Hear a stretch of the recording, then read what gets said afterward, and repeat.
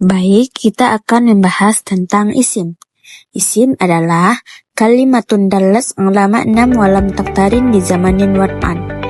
Di situ adalah kalimat itu yang menunjukkan suatu makna yang mana kata tersebut tidak terikat dengan waktu.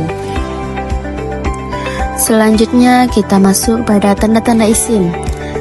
Tanda-tanda isim ada khafad, alif lam, tanwin, nyusu, huruf mufrad. Demikian isim ada 3. Isim berdasarkan jenis ada muzakkar muannas. Kalau isim berdasarkan jumlah ada isim mufrad, isim musanna, isim jamak. Fi'il adalah kata kerja dalam bahasa Arab. Jenis-jenis fi'il ada fi'il madi, fi'il mudhari, fi'il amar. Fi'il madi adalah kata kerja yang menunjukkan kejadian sudah terjadi, itu masa lampau. Kalau fi'il mudhari yang kata kerjanya tuh yang di masa depan atau masa sekarang. Kalau yang fi'il amar itu adalah kata perintah. Contoh fi'il madi seperti kataba, menulis. Kalau fi'il mudhari yaktubu, karena di situ ada ya, huruf mudhara'ah, yaitu alif nun ya ta, di situnya ada ya. Kalau fi'il amar itu adalah perintah. Contohnya bisa kita sebut adalah tutup pintu itu, atau tolonglah, kan unsur tolong. Fi'il juga dilihat dari ada dengan qad, sin, saufar untuk tanis yang sakin. Yang ketiga huruf itu tidak bisa dipahami kalau maknanya itu tidak ada sambungannya.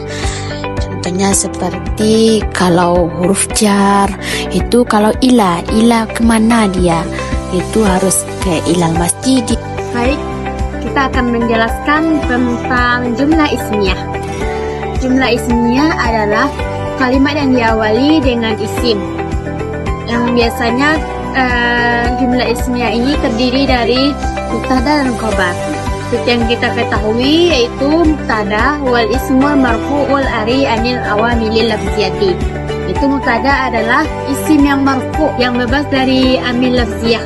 Maksudnya di sini adalah yang merafakkan mubtada itu bukan amil lafziyah seperti fa'il, naibul fa'il, melainkan amil maknawi, yaitu permulaan saja, ibtida atau permulaan saja.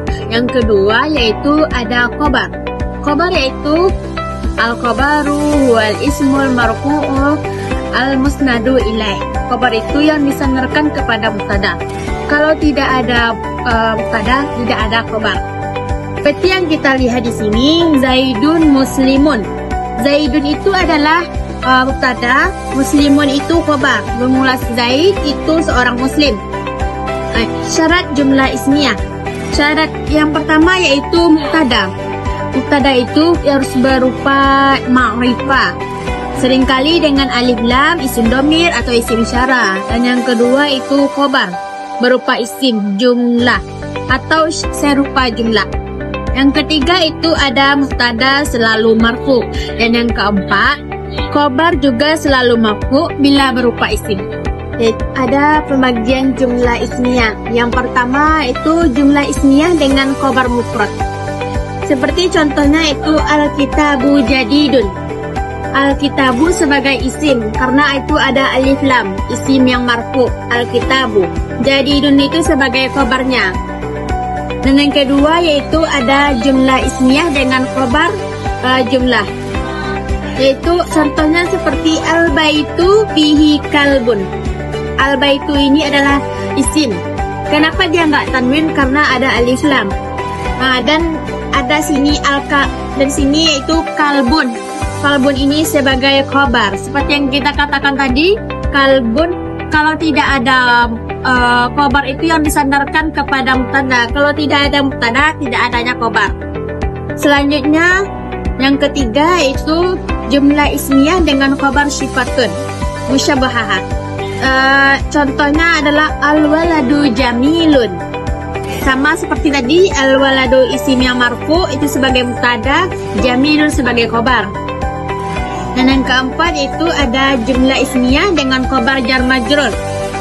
Contohnya yaitu Alkitabu alat tawilati. Alkitabu sebagai isim, alat tawilati sebagai alani sebagai kabarnya. Kan di sini ada alat tawilati. Kenapa dia nggak marfu? Karena kabar itu bukan cuma satu aja, bukan cuma marfu aja. Kabar itu ada dua, yaitu kabar mufrad dan ghairu mufrad. Dan yang sini adalah kabar ghairu mufrad yang tidak nampak, bukan yang tidak marfu gitu. Ghairu mufrad itu ada 4, yaitu jar majrur, zaraf, fi'il beserta fa'il, mubtada beserta kabar. Dan yang di sini adalah jar dan majrur. Ala ini adalah huruf qafat atau wilati, yaitu yang dikhafatkan. Dan yang kelima ada khabar jumlah fi'liyah. Di sini yaitu at-thalibu sebagai mubtada dan yaktubu sebagai khabar. Aturan penting dalam sini nih, yang pertama yaitu mubtada dan khabar sesuai dalam hal jumlah, tunggal atau jamaknya, dan jenis kelaminnya. Yang kedua yaitu mubtada biasanya diharuskan untuk dimarkahi dengan tanda domah jika berbentuk mufrad. Baik, saya akan menjelaskan di sini yaitu jumlah fi'liyah. Jumlah fi'liyah adalah kalimat yang diawali oleh fi'il, yaitu kata kerja. Keterkaitannya dengan objek yaitu terbagi dua. Yang pertama fi'il lazim dan yang kedua fi'il muta'addi. Fi'il lazim ini adalah membutuhkan subjek agar untuk membentuk kalimatnya menjadi sempurna. Kalau fi'il muta'addi yang membutuhkan objek untuk agar kalimatnya menjadi lebih sempurna. Fi'il lazim di sini yaitu fi'il dan fa'il. Contohnya adalah jalasa Zaidun. Di sini itu telah duduk oleh si Zaid. Jalasa sebagai fi'il madi, Zaidun sebagai fa'il. Dan di sini yaitu fi'il muta'addi. Seperti di sini tuh yaitu fi'il, fa'il dan maf'ul bih. Contohnya yaitu yaqra'u Zaidun al-Qur'ana. Yaqra'u sebagai fi'il dan di sini itu fi'il mudhari. Zaidun sebagai fa'il, yaitu di sini ada isim yang marfu, tanwinnya ada itu marfu, dan al-Qur'ana sebagai maf'ul bih karena dia nasab. Kaidah fi'il lazim. Yang pertama, fi'il harus satu jenis dengan fa'il, dan yang kedua, fi'il harus dalam bentuk mufrad, dan yang ketiga, fa'il harus dalam keadaan rafa'. Yang pertama, yang fi'il harus satu jenis dengan fa'il, yaitu zahaba Zaidun. Zahaba sebagai fi'il madi, Zaidun sebagai fa'il.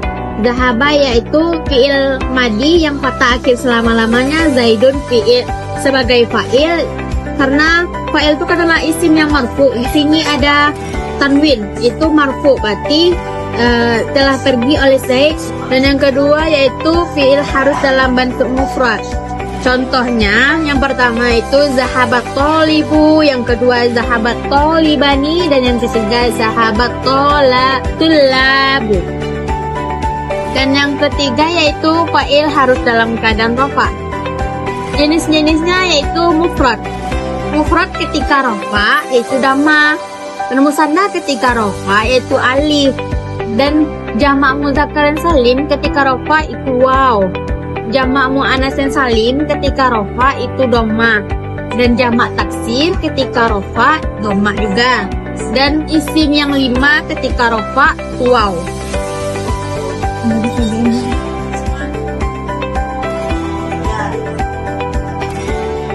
Kaidah fi'il muta'addi. Yang pertama yaitu fi'il harus sejenis dengan fa'il, dan yang kedua fi'il harus dalam bentuk mufrad, dan yang ketiga fa'il harus dalam keadaan rafa', dan yang keempat maf'ul harus dalam keadaan nasab, dan yang kelima maf'ul bih berjenis apa saja.